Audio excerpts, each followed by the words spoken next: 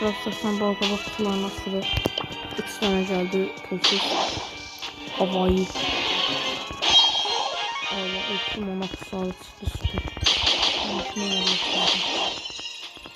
Evet, ikinci nasıl? Çok saçmalı. Oha. Allah pis değil. Ne? Bir çıktı. Allah.